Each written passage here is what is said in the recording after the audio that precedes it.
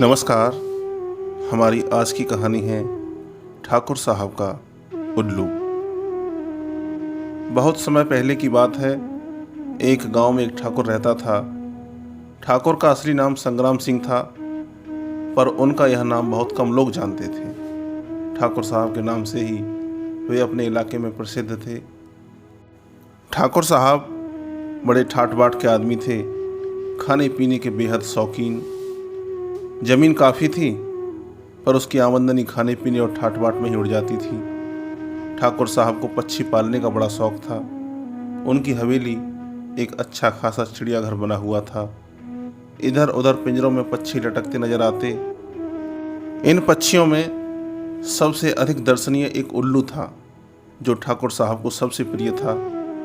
वैसे देखने में उस उल्लू में ऐसी कोई खासियत नहीं थी, पर ठाकुर साहब ने उसे एक विशेष आदत का अभ्यास करा दिया था। उनके आदेश पर वह सोने की गिन्नी को निगल जाता था और उनके आदेश देने पर गिन्नी को मुंह से उगल भी देता था। ठाकुर साहब ने उसे यहाँ तक अभ्यास करा दिया था कि वह एक बार में 5 गिन्नियाँ तक निगल जाता था और आदेशानुसार उन्हें एक एक करके उगल देता था। अपने उल्लू की इस विशेषता को ठाकुर साहब ने किसी को नहीं बताया था। ठाकुर साहब की एक पुत्री थी। उन्हें उसका विवाह अचानक तय करना पड़ा और विवाह की तिथि भी 10 दिन आगे की ही निश्चित हो गई। बेटी का विवाह सिर पर और ठाकुर साहब ठन गोपाल, एक पैसा पास नहीं। समस्या विकट थी, पर वे घबराए नहीं। उन्होंने तय कर लिया कि बेटी की शादी निश्चित तिथि पर ही धूमधाम से होगी। उसी गांव में एक साहूकार था। ब्याज पर धन देता था और ब्याज भी कस कर लेता था, और मूलधन के बदले में कोई न कोई आभूषण गिरवी रख लेता था। ठाकुर साहब उसी साहूकार के पास गए और बोले, सेठ जी, मेरी बेटी का ब्याह सिर पर अचानक आ पड़ा है और आपके ही भरोसे मंजूर कर लिया है, कुछ मदद कीजिए। ठाकुर साहब की बात सुनकर साहूकार ने पूछा कि कितना रुपया चाहिए ठाकुर साहब।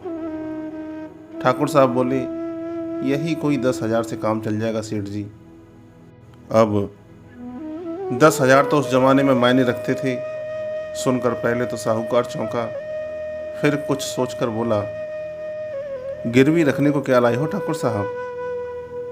गिरवी की बात सुनकर ठाकुर साहब चौंके, आश्चर्य से बोले, भाई लाया तो कुछ नहीं, मैं तो लेने आया हूँ।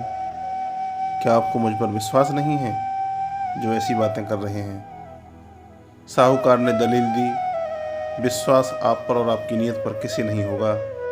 व्यापार में विश्वास से ही काम नहीं चलता, लेन देन का काम अपने नियमों पर ही चलता है। यह सुनकर ठाकुर साहब कुछ देर तो असमंजस में पड़े रहे, फिर कुछ सोचकर बोले, ठीक है सेठ जी, मेरे पास एक बहुमूल्य चीज़ है, हालांकि उसे मैं किसी कीमत पर आपको नहीं देता, पर बेटी का ब्याह करना है, इसलिए मजबूरी में उसे ही मैं आपके यहाँ गिरवी रख दूंगा। बहुमूल्य चीज़ की बात सुनकर सेठ के मुंह में पानी भर आया। उत्सुकता से बोले, ऐसी कौन सी चीज़ है आपके पास? ठाकुर साहब ने धीरे से सेठ के कान में कहा, एक उल्लू है सेठ जी, सुनहरी उल्लू। साहूकार चौंक कर बोला, उल्लू? सोने का उल्लू? कितने तोले का है? ठाकुर साहब बोले, सोने का बना हुआ नहीं, जीता जागता उल्लू है सेठ जी। यह सुनकर सेठ हंसा और बोला, आप भी मजाक करते हैं ठाकुर साहब, मैंने तो समझा कि 20-30 तोले का सोने का उल्लू होगा। अब ठाकुर साहब ने फुलझड़ी छोड़ी, बोले, अरे सेठ जी, यह उल्लू कोई साधारण उल्लू नहीं है। सोने की एक गिन्नी रोज उगलता है। सोने की गिन्नी की बात सुनकर सेठ की आंखें खुली की खुली रह गईं। ठाकुर साहब समझ गए कि तीर चल गया है। वे अपनी बात पर और जोर देते हुए बोले, हाँ, सोने की गिन्नी, आप परीक्षा करके देख लीजिए। साहूकार मान गया। अगले दिन ठाकुर साहब उल्लू को 5 गिन्नियाँ खिलाकर साहूकार के यहाँ लाए। उल्लू को सामने बिठाकर कहा, उगल बेटा, और उल्लू ने एक गिन्नी उगल दी। दूसरे दिन भी ठाकुर साहब ने साहूकार के सामने एक गिन्नी उगलवाई और तीसरे दिन सेठ से कहा कि अब वे उल्लू को आदेश दें।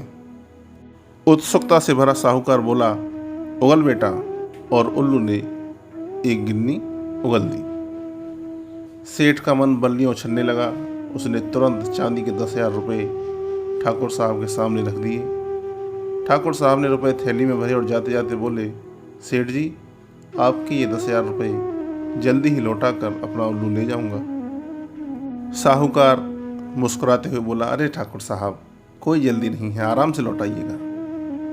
ठाकुर साहब चले गए। साहूकार उल्लू के लिए खूबसूरत पिंजरा लाया और उसमें उसे बिठाकर अपने सोने के कमरे में टांग दिया।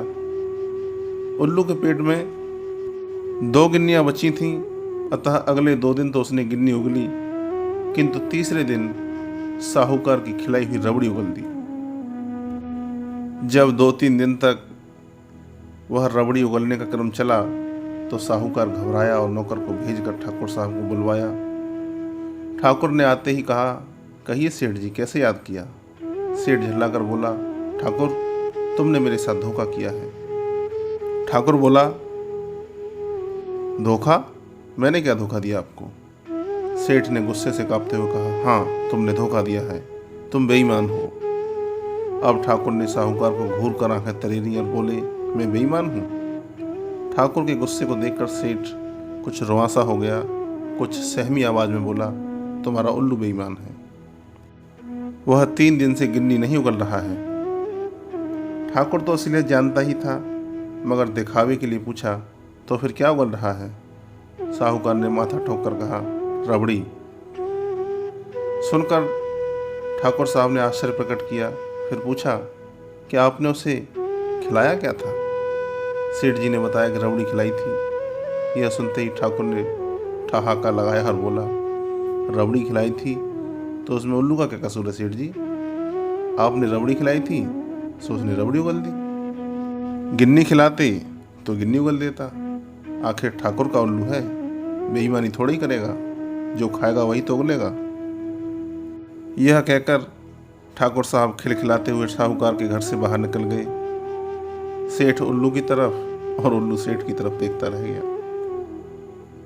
दोस्तों, अगर आपको हमारा यह किस्सा पसंद आया हो तो इस वीडियो को लाइक कीजिए, ज़्यादा से ज़्यादा शेयर कीजिए और हमारे चैनल को सब्सक्राइब ज़रूर कीजिए और बेल आइकन को प्रेस ज़रूर कीजिए ताकि आपको हमारी आने वाली वीडियो का नोटिफिकेशन मिलता रहे। धन्यवाद।